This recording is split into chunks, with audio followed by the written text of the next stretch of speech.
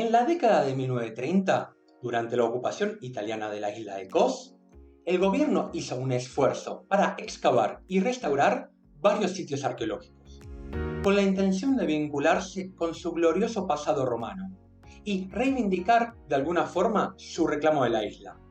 Ese esfuerzo, sumado al buen estado de conservación de algunos monumentos cuando fueron encontrados, hacen que Kos sea un lugar particularmente interesante para visitar ruinas romanas. Esto es Aventuras a pie de página. Soy Esteban, su guía de hoy, y en nuestra aventura del día vamos a ir a la isla de Kos para visitar el Odeón y los baños romanos, además del gimnasio helenístico. Kos es una isla que forma parte del Dodecaneso, un grupo de islas que se encuentra al este de Grecia, a escasos kilómetros de la costa de Turquía. Estas ruinas se encuentran en la ciudad de Kos, a unos 600 metros del puerto. El Odeón era un tipo particular de teatro, diseñado específicamente para albergar conciertos y obras musicales. El nombre deriva de la palabra oda, que significa canción. Solían ser más pequeños que los teatros y podían ser techados o semitechados. Fue construido en el segundo siglo después de Cristo, en reemplazo de otro edificio público más viejo. Fue dañado en el año 142 y reparado durante el reino del emperador Antonino Pío. El edificio originalmente tenía 30 metros de largo por 32 metros de ancho y 12 metros de alto. Tenía una capacidad para 750 espectadores. Se utilizaba también para las reuniones del Consejo Local de Ancianos. Estaba decorado con mosaicos y estatuas de mármol. Estas estatuas, que originalmente estaban emplazadas en nichos en el exterior, fueron encontradas durante las excavaciones en el medio de las galerías internas del teatro. El Odeón fue excavado en 1929 por el arqueólogo italiano Luciano Laurenzi, el mismo que hizo las excavaciones de las basílicas de Aio Stefanos.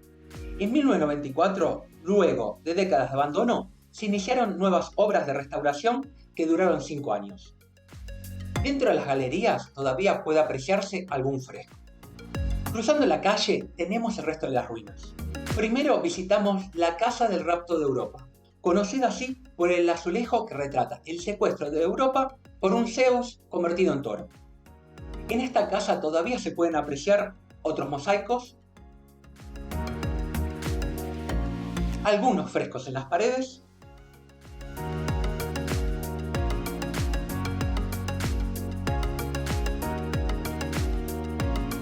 además de letrinas.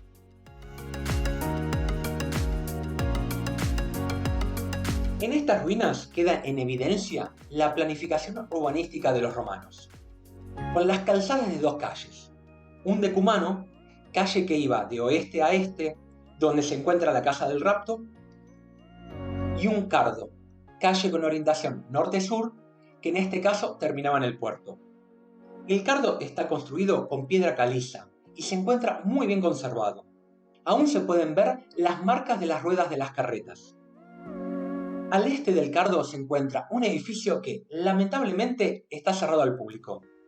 Por la fastuosidad del edificio, se creyó en un principio que era un ninfeo, o santuario dedicado a las ninfas. Pero estudios posteriores descubrieron que eran tan solo unas letrinas públicas muy bien decoradas. Al oeste del cardo se encuentran las ruinas del gimnasio helenístico, los baños y más.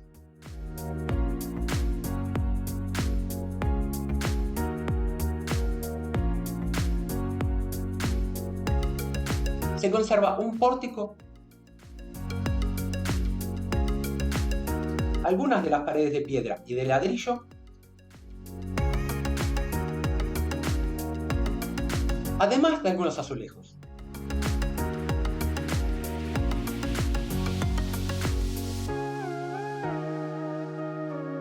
También encontramos una estructura que pensamos que fue un baptisterio, por lo que concluimos que puede haber sido reconvertida una parte en iglesia. En la esquina noroeste se encuentran los restos de una piscina.